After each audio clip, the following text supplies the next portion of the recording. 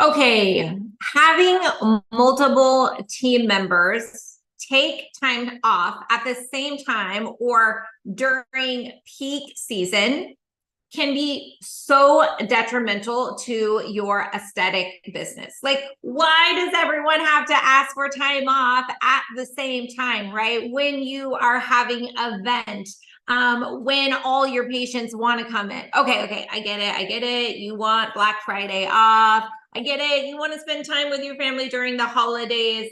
I get it. But business still has to take place, right? And it's crucial to ensure smooth operations, even when it comes to time off requests. And there's really a strategic way to go about this so that it's a win-win for everyone, right? So today I'm going to be sharing with you best practices for developing and implementing your time off request policy. This is going to help really streamline operations, but really also foster a positive and understanding workplace culture, right? Because you don't want to create an environment where people end up quitting, right? Or not wanting to work there because they don't feel like you value their home life, right? Or value work-life balance. So it's crucial really to ensure smooth operations, even when it comes to managing time off requests. There's a system that needs to be created around that. So let's unpack why, first and foremost, it's so important to have an effective time off request policy, really to ensure your team's success. So here's why it matters. Now, implementing really a uniform method, right, for all employees to follow will ensure that there's clarity and that it's going to avoid chaos from happening. I was working with a client, and a couple months ago, they had this huge drop in revenue. And I was like, whoa, what happened here? Like, it was drastic, guys. We're talking like $20,000 in 1 week. And what ultimately had happened is all of their injectors, now this is a large practice, all of their injectors took time off, and it dramatically impacted their business. And I asked them, I was like, what's your vacation policy, right? And they had no policy. People just took whenever they wanted off. And again, I understand honoring and trying to accommodate as much as possible, but those types of situations make a huge impact on your business, and you just can't allow something like that to happen. So you have to have, uniformity, consistency, when it comes to vacation requests, right? Because the alternative is no providers on the schedule, which means a loss of revenue that really could mean tens of thousands of dollars against the med spa. And I've seen it time and time again, right? And so here are some best practices that I would like to share with you to prevent that from happening. So first and foremost is that you need to get ahead of this, right? So you want to block off peak times. So you want to be able to maintain like really optimal productivity year round. And in advance, right, that there are going to be some busy periods. You are going to have certain events, certain days and periods of the year that are extremely busy. And so it's okay if you say that this is a no time off request, right? We will not approve time off requests during X period. That's okay. The key is that you tell your team members far enough in advance, right? That it's not something like, well, I already had my family trip booked to Disneyland. I didn't know, right? You have to have those blocked off far in advance. Otherwise, there would be a lot of drama. There can be a lot of drama around saying yes or saying no, right? And so you need to have clearly defined communication on what time off request process looks like for all team members. And if you make changes or updates to that policy, that's totally your prerogative, right? But you should make sure that you're sharing it, that you share it promptly, and again, that you're consistent across the board. It's also really key that you encourage your team members to give you as much advance notice as possible in order for you to honor and say yes to their request and getting them in that habit. Now, there's certain things that come up, right, that people can't help and they're out of control. Absolutely. Those are different circumstances, but when we're planning vacations and getaways and mental health breaks, right, we can plan those in advance so they are not disruptive to the business, so they're not disruptive to our other team members, and certainly not our patients as well. Also, you just really want to encourage, accountability to the employee to make sure that they are not making last minute requests, not only to the business, but to their team members as well, so that they really take responsibility in being a good team member and a good employee. I also love honoring shift trades, right? Because there are times, right, that things just come up and they can't give you very much far advance notice. So I think that it's great to have a culture where you can count on your team members, ask things of your team members, as long as it doesn't get out of hand and people aren't abusing the situation. So shift trades are great as well.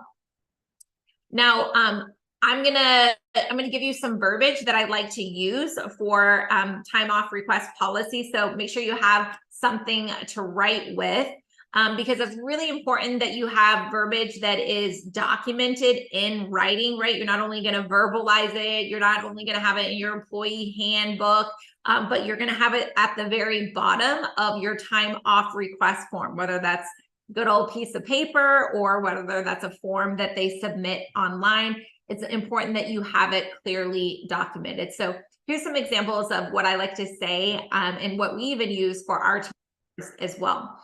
So to increase the likelihood of getting your time off request approved, all time off requests require a minimum 2 months notice and or as much advance notice as possible. Now, the reason why I said 2 months is because in the event they're taking, 3, 5, a week vacation, and then also when we're planning ahead on scheduling team members, right?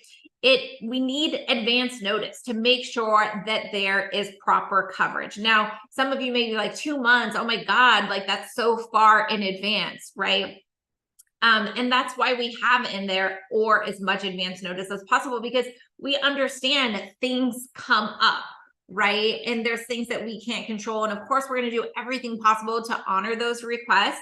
But, if you're planning a trip to Hawaii, most people don't plan that, in just willy-nilly, right? Most of the time you plan it in advance.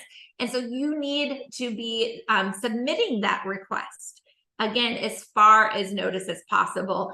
And that will give you your best chances of getting that approved. Also, you have to submit requests via either, and again, this is where you have to decide, is it email? Is it a good old school piece of paper that you have a form on? What is your designated form to the direct supervisor? For a request to be approved, the employee must be in good standing and there is appropriate coverage and or planning for duties to be covered. Okay, so 2 things to unpack there. So 1, they are in good standing, right? I'm not going to approve time off if there has been, challenges, whatever they may be. So it's really important that you have that verbiage documented in your policy as well. And then the second part to it is that there is appropriate coverage so that their duties are covered, right? Because we don't want to sacrifice, right, the end goal or the result for the med spa. We don't want to put undue strain on other team members, and we certainly don't want to sacrifice patient experience. So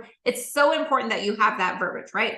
for a request to be approved, the employee must be in good standing and there is appropriate coverage and or planning for duties to be covered while out. So if they're an employee that they can work ahead on some things, that really helps out. But most likely for your aesthetic business, there's not many rules that they can work so far ahead because they're seeing patients, right?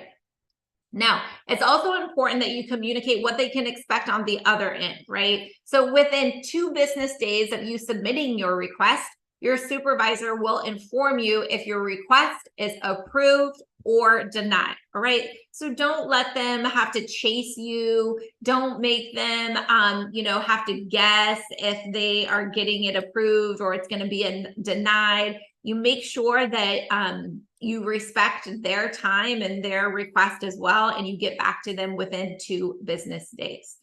I think it's also really important that the supervisor really does their best to honor the request if all the terms are met from the employee's end, right? But also that it's important that the team member knows that while you do your best to honor the request, it's not guaranteed.